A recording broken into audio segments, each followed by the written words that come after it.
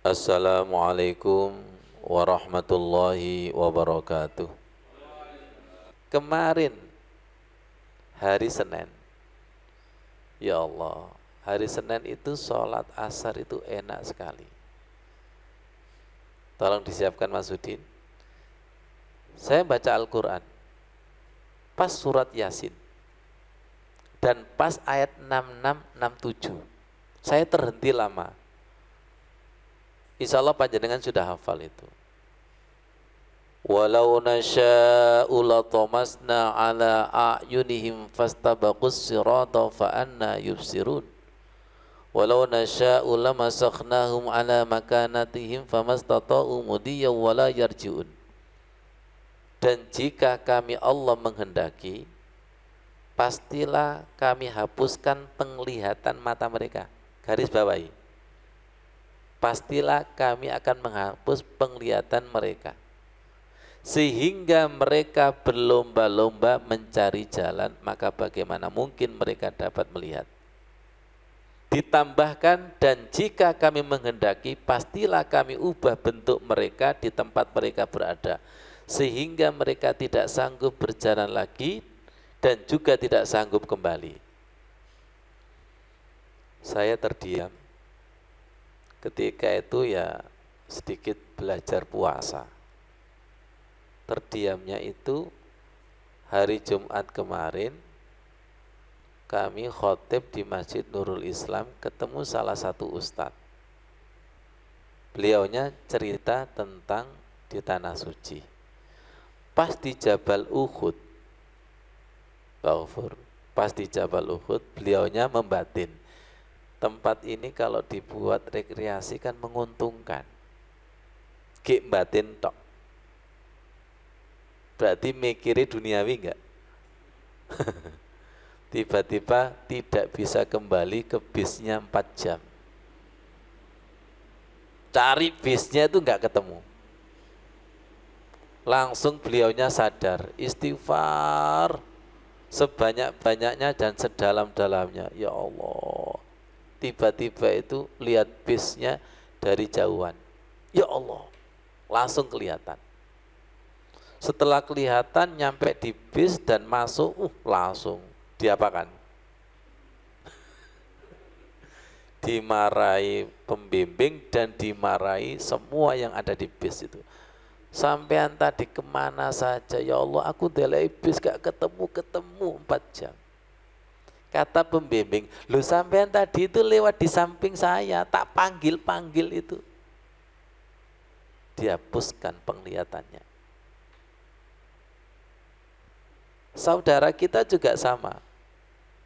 Pernah ketika umroh, waktunya pulang diajak pulang gak mau. Sudah saya sendiri aja, masa saya gak bisa pulang? Ternyata gak bisa pulang. Allah itu gampang menghapuskan penglihatan kita itu. Gampang sekali. Silakan sombong dikit aja, dikit. Tenang, saya sudah tahu kok alamat resepsinya kan. Kan di sini kan. Wah, coba itu. Ya kan? Allah itu kalau membuat kita blank, tidak kelihatan, enggak butuh tembok, tidak butuh kain, tidak butuh benda, langsung tidak kelihatan. Ayat yang kedua ini kan bisa jadi dirubah. Tuh, anak saya itu pernah cari rumah gurunya. Kemarin tahun lalu ketemu. Ternyata kedua itu enggak ketemu. Gara-gara apa? Direnovasi dan catnya berubah. Ini perubahan, ya enggak? Bagaimana dia menemukan sirat? Ini baru jalan yang sifatnya fisik. Apalagi siratul mustaqim di Al-Fatihah. Apalagi siratul mustaqim di atas jembatan, di atas neraka jahanam yang kecilnya melebihi benang. Ya enggak? Itu kan simbol bahwa siratul mustaqim itu sangat kecil dan sering dibuntu, sering dirubah. Yang merubahkan saudara tua kita, syaitonir rajim itu. Lho panjenengan biasanya jalan lewat sini, tiba-tiba ada acara manten ditutup, udah panik gak kira-kira? Itu sepanjang jalan itu panik itu. Baru tidak panik kalau ketemu jalan yang sudah pernah kita lewati. Wala tembus ini. Jadi sebelum tembus kepada jalan yang tidak pernah kita lewati, itu kepanikan itu ada. Nah kita baca Al-Fatihah gak panik blas. Wes hafal. Dia kan dalilnya wes hafal. Ya Allah, mudah sekali Allah menghilangkan pandangan mata kita itu. Hati-hati loh, melihat tapi tidak melihat, mendengar tapi tidak mendengar. Hati yang tidak merasakan. Berapa banyak orang baca surat Yasin tapi nggak pernah terhenti di sini. Andai kata Allah itu melenyapkan pandangan mereka, bisa. Maka mereka tidak tahu mana sirat. Jadi Allah itu suka-suka. Lihat saya, kita pencari khusyuk enggak? Oke, Isya ketemu khusyuk, subuh belum tentu, hilang. Loh, padahal kemarin gini aja sudah connect loh ya, kan gitu ya. Padahal gini aja kemarin sudah merinding dan bergetar loh. Kok nggak bisa diulangi lagi? Bisa jadi ditutup sama setan, bisa jadi disembunyikan Allah. Saudara kita sampai tidak melihat Ka'bah, semuanya itu bisa melihat. Semuanya bisa melihat. Jenengan pernah nggak tidak bisa melihat jin, tapi temannya bisa melihat jin? Sik gampang, cekelono aku. Mau.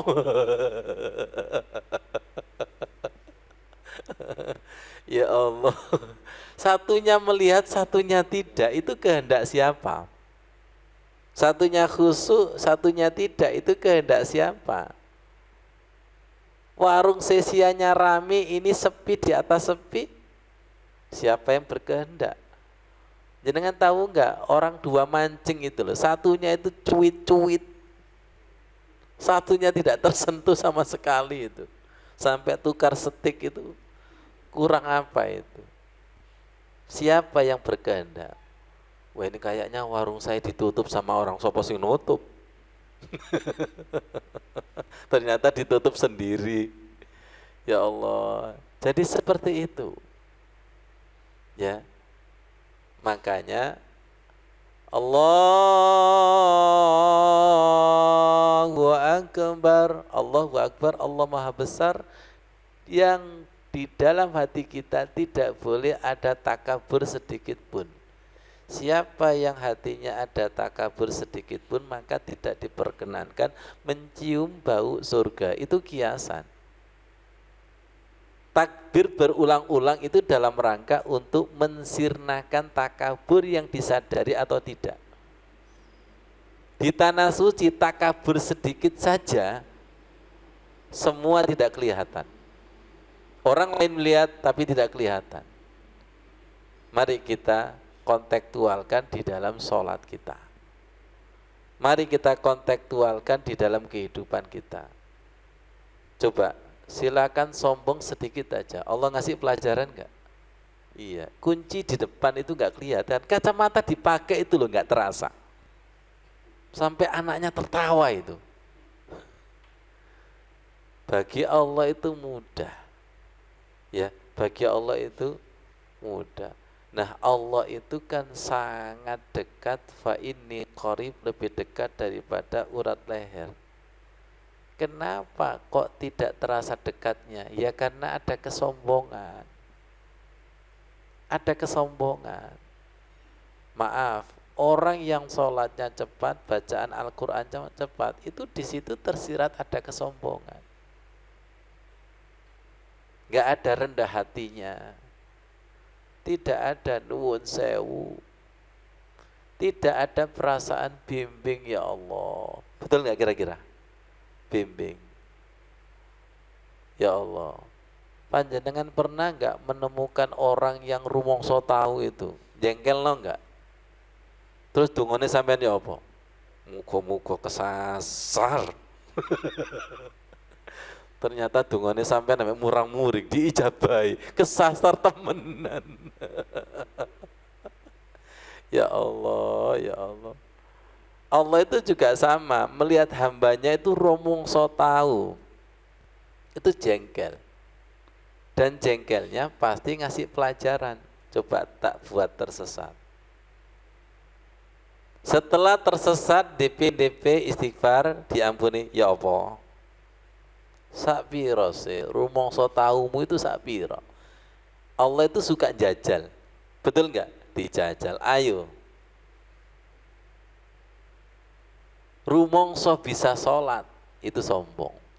Rumongso, saya sudah tahu kok Al-Fatihah.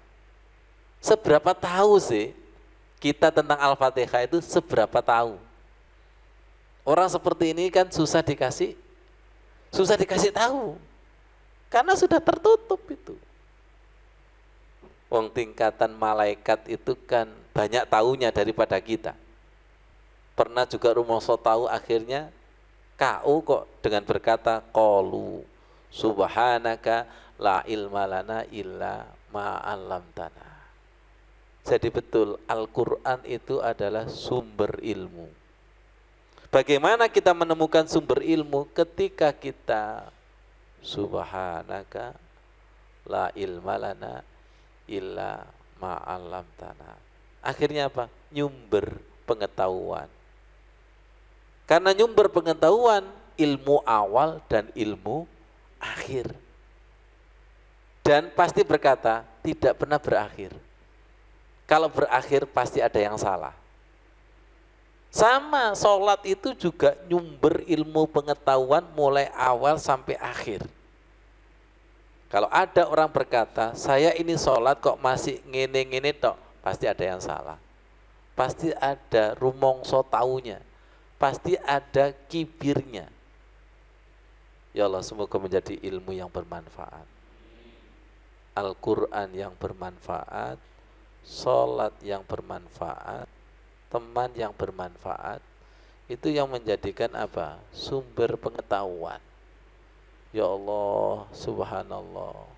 Ketika kami mutola'ah Pak Budi, dalil-dalil seperti itu, untuk meneguhkan kita supaya kita itu semakin berlomba-lomba cinta sholat dan cinta Al-Quran. Dan semoga cinta kita itu tidak bertepuk sebelah tangan. Tanda cinta kita kepada Al-Quran tidak bertepuk sebelah tangan itu dua arah. Dua arah. Kita membaca dan hati kita siap dibaca. Hati kita siap dibaca. Itu indah sekali itu. Kalau Al-Qur'annya dua arah, sholatnya itu dua arah, sholatnya dua arah, dengan Allah itu dua arah.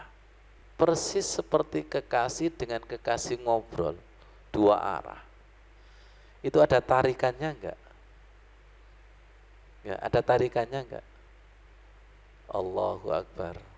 Makanya Mas Udin, di sini itu ada doa. Ini kan Arba'un Nawawi. Kemudian di sini ada bonusnya maksurat. Ada doa Allahumma afini fi badani, Allahumma afina fi badanina, Allahumma afina fi sam'ina, Allahumma afina fi basarina, la ilaha illa anta. Ya Allah sehatkan badanku, ya Allah sehatkan pendengaranku, ya Allah sehatkan mataku untuk bisa la ilaha illa anta. Kita takut mata kita ini enggak sehat, telinga kita enggak sehat. Mana buktinya enggak sehat? Buka HP melek, buka Al-Quran, nah itu sudah enggak sehat.